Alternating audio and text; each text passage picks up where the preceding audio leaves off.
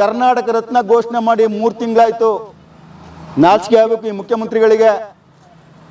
ನವೆಂಬರಲ್ಲಿ ತಿಂಗಳಿನಲ್ಲಿ ಫುಲ್ ಕನ್ನಡ ರಾಜ್ಯೋತ್ಸವ ಪ್ರಶಸ್ತಿ ಘೋಷಣೆ ಮಾಡಿಲ್ಲ. ಸಮಾಧಿ ಧ್ವಂಸ ಆಗಿದ್ದಕ್ಕೆ ಇವರು ನೇರವಾಗಿ ಅವತ್ತು ಆತುರವಾಗಿ ಘೋಷಣೆ ಮಾಡಿದ್ರು. ಇಲ್ಲಿವರೆಗೂ ಆ ಪ್ರಶಸ್ತಿ ಕೊಡಕ್ಕೆ ಒಂದು ವಿಧಾನಸೌಧದಲ್ಲಿ ಇಲ್ಲದೆ ಇರ್ಬೋದು, ಯಾವುದೇ ಒಂದು ಹೇಳಿಕೆ ಕೊಡ್ತಾ ಇಲ್ಲ. ಕನ್ನಡ ಸಂಸ್ಕೃತಿ ಇಲಾಖೆ ಆಗಲಿ, ವಾರ್ತಾ ಪ್ರಸಾರ ಇಲಾಖೆ ಆಗಲಿ, ಮುಖ್ಯಮಂತ್ರಿಗಳಾಗಲಿ, ಇದಕ್ಕೆ ಸಂಬಂಧಪಟ್ಟ ಅಧಿಕಾರಿಗಳಾಗಲಿ ಇಲ್ಲಿವರೆಗೂ ಒಬ್ಬರು ಚಕಾರ ಎತ್ತಿಲ್ಲ. ನಾವು ಇದರ ವಿರುದ್ಧ ನಾಳೆ 16ನೇ ಪುಣ್ಯಸ್ಮರಣೆ ಕಾರ್ಯಕ್ರಮ ಮುಗಿದ ಮೇಲೆ ನಾವು ಏನು ಇದು ಕರ್ನಾಟಕ ರತ್ನ ಘೋಷಣೆ ಇರ್ಬೋದು, ಮತ್ತು ಮುಂದಿನ ಹೋರಾಟದ್ದಿರ್ಬೋದು, ಕಾನೂನು ಹೋರಾಟ ಇರ್ಬೋದು, ನಾವು ಶ್ರೀಮತಿ ಭಾರತಿ ವಿಷ್ಣುವರ್ಧನ್ ಡಾಕ್ಟರ್ ವಿಷ್ಣು ಜಿ ಅಭಿಮಾನಿಗಳಿಗೆ ಇವತ್ತು ನಾವು ಒಂದು ಏನು ನಾಳೆ 30/12/2025 ಡಾಕ್ಟರ್ ವಿಷ್ಣುವರ್ಧನ್ ರವರ ಕರ್ನಾಟಕ ರತ್ನ ಡಾಕ್ಟರ್ ವಿಷ್ಣುವರ್ಧನ್ ರವರ 16ನೇ ಪುಣ್ಯಸ್ಮರಣೆ ಕಾರ್ಯಕ್ರಮ ಇವತ್ತು ನಾವು ನೋವಿನಿಂದಲೇ ಆಚರಣೆ ಮಾಡ್ತಾಯಿದ್ದೀವಿ. ಇವತ್ತು ಸರ್ಕಾರ ನಾವು ಅನುಮತಿ ಕೇಳಿದ್ವಿ ಕಾರ್ಯಕ್ರಮ ಮಾಡೋದಕ್ಕೆ, ಕೋರ್ಟ್ಗೂ ಅಪ್ಲಿಕೇಶನ್ ಹಾಕ್ಕೊಂಡಿದ್ದೀವಿ. ನಮಗೆ ಯಾವುದು ಎಲ್ಲಿಂದ ನಮ್ಗೆ ನ್ಯಾಯ ಸಿಕ್ಕಿಲ್ಲ. ಮನೆ ಜಿಲ್ಲಾಧಿಕಾರಿಗಳು ಯಥಾ ರಾಜ ತಥಾ ಪ್ರಜಾ ಜಿಲ್ಲಾಧಿಕಾರಿ ಜಗದೀಶ್ರವರು ಅವರು ನಮಗೆ ಸ್ಪಂದಿಸಲಿಲ್ಲ. ಒಂದು ಅರಕೆಯ ಉತ್ತರ, ಒಂದು ಉಡಾಫೆಯ ಉತ್ತರ, ಒಂದು ನಿರ್ಲಕ್ಷ್ಯದ ನಿಷ್ಪ್ರಯೋಜಕ ಉತ್ತರ ಕೊಡ್ತಾರೆ ನಮಗೆ. ನಾನು ಜಿಲ್ಲಾಧಿಕಾರಿನ ಖಂಡಿಸ್ತೀನಿ, ಅವರಿಗೆ ಒಂದು ಧಿಕ್ಕಾರಕ್ಕೆ ಹೋಗ್ತೀನಿ. ನಮ್ಮ VSS ಅಭಿಮಾನ್ ಪುಣ್ಯಭೂಮಿ ಟ್ರಸ್ಟ್ ವತಿ ಇರ್ಬೋದು, ಸಂಘಟನೆ ವತಿಯಿಂದ ಅವರಿಗೆ ನಾನು ಧಿಕ್ಕಾರಕ್ಕೆ ಹೋಗ್ತೀನಿ ನಾಡಿನ ಜನತೆಗಳ ಪರವಾಗಿ. ಇದು ಒಂದು ವಿಷಯ. ಮತ್ತು ಏನು ನೋಡಿ, ಅರಣ್ಯ ಇಲಾಖೆ 8ನೇ ತಿಂಗಳಿನಲ್ಲಿ ಜಿಲ್ಲಾಧಿಕಾರಿಗಳಿಗೆ ಒಂದು ಪ್ರೊಫೈಲ್ ಇಡ್ತಾರೆ, ಅಭಿಮಾನ್ ಸ್ಟುಡಿಯೋ ಅಭಿವೃದ್ಧಿ ಪಡಿಸಲ ನಮ್ಮ ಹೊಸಕ್ಕೆ ಕೊಡಿ ಅಂತ. ನಾವು ಕೊಡ್ತೀವಿ. ಮೊನ್ನೆ ಜಿಲ್ಲಾಧಿಕಾರಿನ ಒಂದು ವಾರದ ಹಿಂದೆ ನಾನು ಭೇಟಿ ಮಾಡಿದ್ದೆ 3 ಸಾರಿ. ಯಾವುದೋ ಹಳೆ 5ನೇ ತಿಂಗಳು 2ನೇ ತಾರೀಕು 5ನೇ ತಿಂಗಳು 2025ರಲ್ಲಿ ಮೀಟಿಂಗ್ ಮಾಡಿ 4 ತಿಂಗಳಾಗಿದೆ. ಆ ಹಳೆ SIT ಮೀಟಿಂಗ್ನ ನಮಗೆ ಕಾಪಿ ಕೊಡ್ತಾರೆ, ಮೀಟಿಂಗ್ ಮಾಡಿದ್ದೀವಿ ತಗೊಂಡೋಗಿ ಅಂತ. ನಾವು ಕೇಳ್ತಾ ಇದ್ದೀವಿ, ಅರಣ್ಯ ಇಲಾಖೆ 8ನೇ ತಿಂಗಳಲ್ಲಿ ಕೊಟ್ಟಿದ್ದಾರೆ, ಅದ್ರ ಬಗ್ಗೆ ನೀವೇನು ಕ್ರಮ ತಗೊಂಡ್ರಿ? ಆಲ್ರೆಡಿ SIT ಮೀಟಿಂಗ್ ಮಾಡಿದ್ದೀವಿ, ನಮ್ಮ ಉದ್ದೇಶ ತಿಳಿಸಿದ್ದೀವಿ ಅಂತ ಅರಿಕೆಯ ಉತ್ತರ ಕೊಡ್ತಾರೆ. ಇದರ ಹಿಂದೆ ರಾಜಕೀಯ ಕೈವಾಡಗಳಿದೆ. ಅಭಿಮಾನ್ ಸ್ಟುಡಿಯೋ ಮಾಲೀಕರ ಇವತ್ತು ಏನೋ ರಾಜಕಾರಣ ಮಾಡ್ತಾಯಿದ್ದಾರೋ, ಇಲ್ಲ ಅದು ಯಾವರ ಒಂದು ಇನ್ಫ್ಲೂಯೆನ್ಸ್ ಯೂಸ್ ಮಾಡಿಕೊಂಡು ನಮಗೆ ತುಂಬ ನೋವು ಕೊಡ್ತಾ ಇದ್ದಾರೆ. ಅರಣ್ಯ ಇಲಾಖೆ ಒಂದು ಖಂಡಿತವಾಗಿ ಹೇಳಿ ಅವರಿಗೆ ಕೊಟ್ಟಿದ್ದರು ರಿಪೋರ್ಟ್ನ. ಮಾನ್ಯ ಕಂದಾಯ ಇಲಾಖೆ, ಜಿಲ್ಲಾಧಿಕಾರಿಗಳು, ಮುಖ್ಯಮಂತ್ರಿಗಳು ನಿರ್ಲಕ್ಷ್ಯ ಮಾಡಿದ್ದಾರೆ. ನಾವು ಈ ಸರ್ಕಾರಕ್ಕೆ ನಾವು ನಿಜವಾಗ್ಲೂ ನಾವು ಖಂಡಿಸ್ತೀವಿ. ನಾಡಿನ ವಿಷ್ಣು ಅಭಿಮಾನಿಗಳು ನಾನು ತುಂಬ ನಮ್ಮ ಮನಸ್ಸಿಗೆ ನೋವಾಗ್ತಾ ಇದೆ. ಇಂಥ ಜಿಲ್ಲಾಧಿಕಾರಿ ನಾನು ಸುಮಾರು 8 ಜನ ಜಿಲ್ಲಾಧಿಕಾರಿಗಳನ್ನ 2013ರಿಂದ ನೋಡ್ತಾ ಇದ್ದೀನಿ. ಈ ಥರ ನಿಷ್ಪ್ರಯೋಜಕ ಜಿಲ್ಲಾಧಿಕಾರಿ ನಾನು ನೋಡಿರಲೇ ಇಲ್ಲ.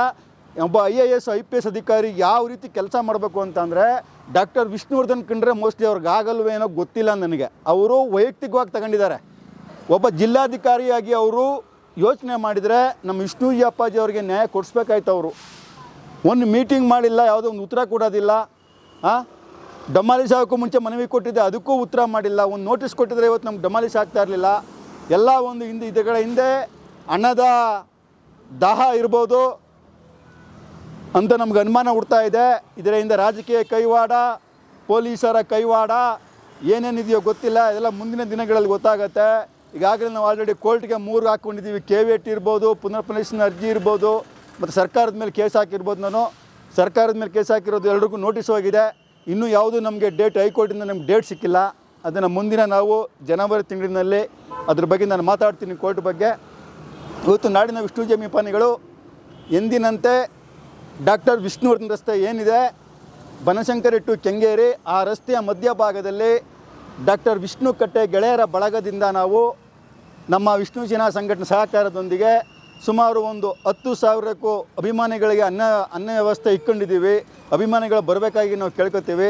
ಏನು ನಮ್ಮ ನಾರಾಯಣ ಅಧ್ಯಕ್ಷರಿದ್ದಾರೆ, ನಮ್ಮ ಟ್ರಸ್ಟ್ ಕಾರ್ಯದರ್ಶಿ ಸಹ ಅವರು, ನಮ್ಮ ಮಹಿಳಾ ಅಧ್ಯಕ್ಷರು ನಮ್ಮ ಸ್ನೇಹ ಮೇಡಮ್ ಇದ್ದಾರೆ, ಮತ್ತು ನಮ್ಮ ಗೌರವಾಧ್ಯಕ್ಷರು ರಮೇಶ್ ಇರ್ಬೋದು, ಮತ್ತು ಹರೀಶ್ ಗೌಡ್ರು ಇರ್ಬೋದು, ಚಂದ್ರಹಾಸು, ಮಧುಸೂದನ್ ಗೌಡರು ಮತ್ತು ಎಲ್ಲ ಒಂದು ಪದಾಧಿಕಾರಿಗಳು ನಾವೆಲ್ಲ ನಾಳೆ ಭಾಗವಹಿಸ್ತಾ ಇದ್ದೀವಿ.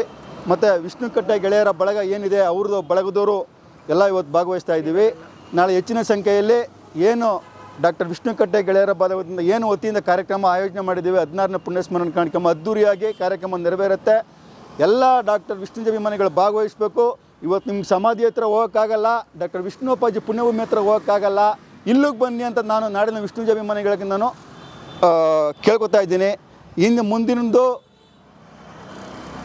ಏನು ಮುಂದಿನ ಕಾರ್ಯಕ್ರಮಗಳು ಏನಿದೆ, ಮುಂದಿನ ಯೋಜನೆಗಳೇನಿದೆ ಹೋರಾಟದ್ದು, ಸರ್ಕಾರ ವಿರುದ್ಧ ಇರ್ಬೋದು. ನೋಡಿ, ಕರ್ನಾಟಕ ರತ್ನ ಘೋಷಣೆ ಮಾಡಿ 3 ತಿಂಗಳಾಯಿತು. ನಾಚಿಕೆ ಆಗಬೇಕು ಈ ಮುಖ್ಯಮಂತ್ರಿಗಳಿಗೆ. ನವಂಬರಲ್ಲಿ ತಿಂಗಳಿನಲ್ಲಿ ಫುಲ್ ಕನ್ನಡ ರಾಜ್ಯೋತ್ಸವ ಪ್ರಶಸ್ತಿ ಘೋಷಣೆ ಮಾಡಿಲ್ಲ. ಕನ್ನಡ ರಾಜ್ಯೋತ್ಸವ ದಿವಸ ಒಂದು 100 ಜನಕ್ಕೆ ಬಿಟ್ರು ಆಯಿತು.